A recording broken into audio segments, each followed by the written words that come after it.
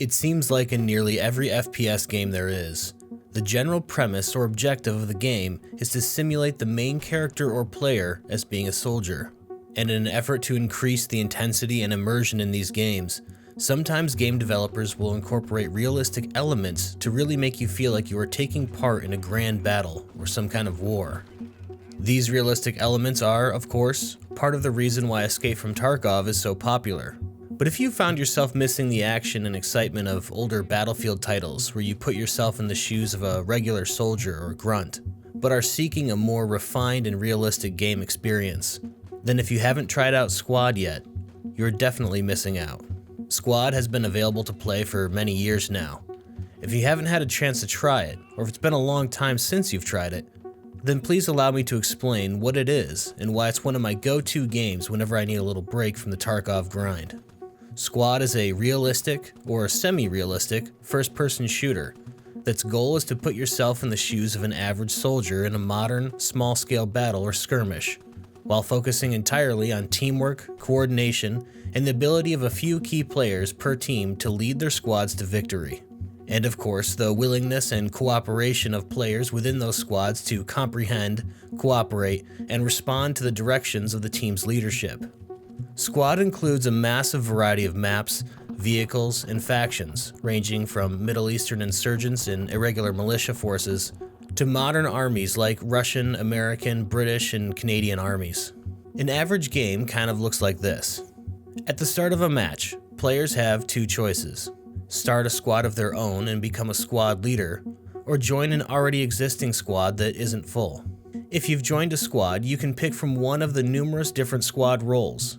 There's quite a lot of them, but a few examples are medics, light or heavy anti-tank, engineers, marksmen, squad automatic riflemen, and so on. And within these roles are sometimes different kits to choose from with different types of primary weapons or different optics configurations depending on what is available. Your squad leader might also demand that he requires you to run a certain kind of kit that will better help the team or whatever objectives he set out for the rest of the squad, so don't be surprised if you're asked to become a medic if you've chosen the marksman class, or asked to grab an anti-tank kit if the squad leader is trying to go tank hunting. If you choose to become a squad leader, you are one who doesn't shrink away from responsibility, and it will be up to you to coordinate and direct your squad, communicate with other squad leaders to coordinate attacks, counterattacks, or defenses, set up FOBs or forward operating bases that act as spawn points for your entire team, set up rally points which act as a spawn point for just your squad, coordinate your movements with your team's commander, and much, much more. It may sound a little overwhelming at first, and that's partly because it is. If you play the game for the first time and create a squad, within just a few minutes you'll have other players asking you over your squad radio what you want them to do, or where they should go, or where they should spawn. It's highly recommended that those with good communication skills and those that can stay cool under pressure take the squad leader roles, as if your team begins losing, or a few of your spawn point FOBs get knocked out, squad leaders can sometimes become frustrated, and in the worst scenario, they can abandon the squad and leave it leaderless. If this happens, your entire team will suffer, as the squad will completely lose coordination and new spawn points won't be built as quickly, or may not be built at all, and you'll begin to lose objectives. For decades, game developers have tried, and in many cases, failed, to incorporate gameplay elements that make teamwork and coordination critical to success. But with Squad, coordination is the name of the game, and without it, you will almost certainly fail, as simply getting a bunch of kills is often not enough to win games. So now that you're in a squad, what's the objective? There are several game modes, but the primary and most common modes are RAAS, AAS, and Invasion. These modes will be very familiar if you've ever played just about any conquest-style game mode on a game like Battlefield. You need to capture points, sometimes in a specific order, and either capture all the points or bleed the enemy's reinforcement tickets by getting kills or destroying vehicles, or by holding the majority of points on the map. The one big difference, however, is that the maps in Squad are often really, really huge.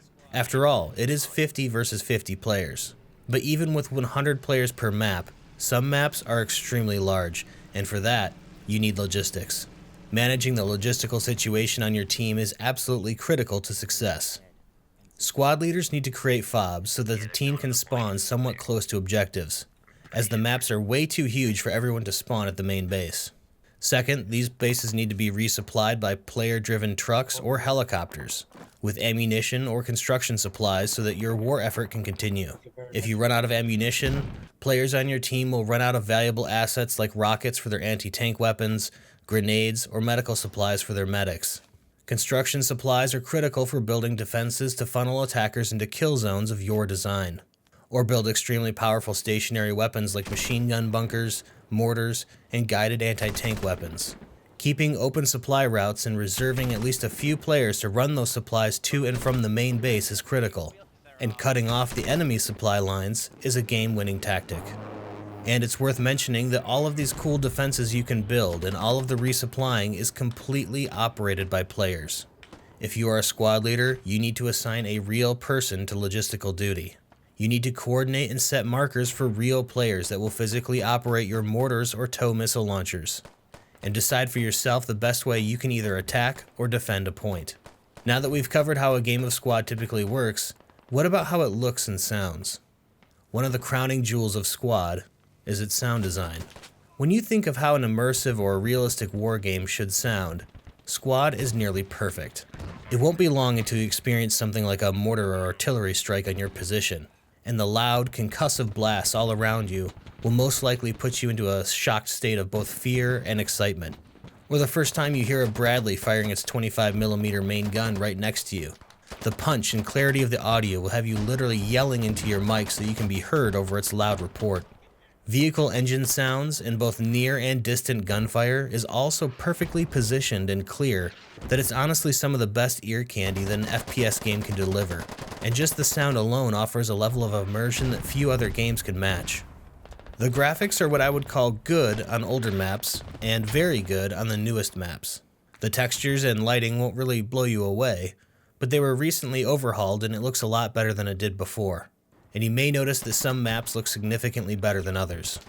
The graphical effects of explosions and smoke are above average in my opinion, but when you put it into the context of realism, they're phenomenal. Too often in FPS games, when something like a tank blows up or an artillery shell explodes, there's way too much fire, like it's a gasoline-powered Hollywood movie effect. But in Squad, you can see visible shockwaves from large explosions and the hurling up of smoke and debris into the air, and small lingering sparks after a rocket is launched or a tank is hit, all adds to the realism, especially when you hear the incredibly loud boom after a huge explosion. Vehicle gameplay is, you guessed it, quite realistic as well. Each vehicle requires a crew of 2 to 3 players just to function normally, and they all have weak spots against anti-vehicle weapons. You can, for example, blow the tracks off of tanks, or disable its engine. You could also lose your tail rotor on a helicopter, and go into a very cinematic, uncontrollable spin. Vehicles can be extremely powerful when in the right hands, and used at the appropriate times, but they can also become steel coffins if used carelessly, and cost your team dearly if lost. Honestly, I could go on all day about how everything works in this game, but to give you a better idea of what it's like, sit back and relax, and watch a short clip of a match I played.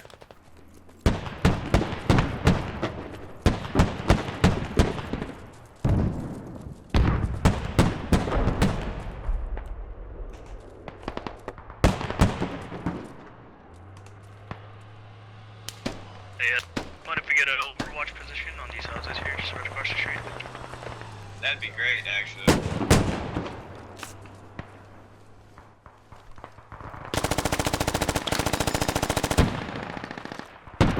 They be in the windows.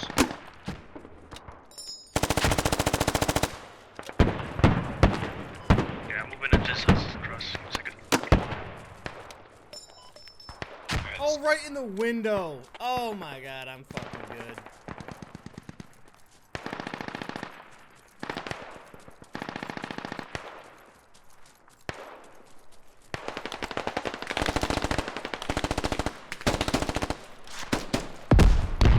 Shut up, put them in the window,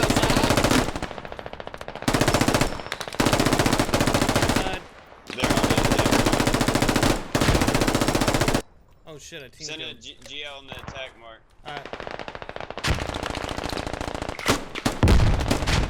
Oh, you got it. Nice. get Oh, you, son! fuck.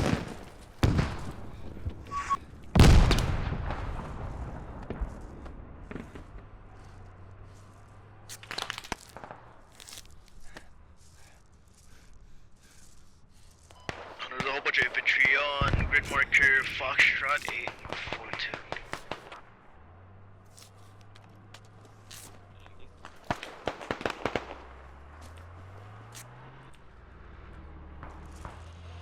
Thank you.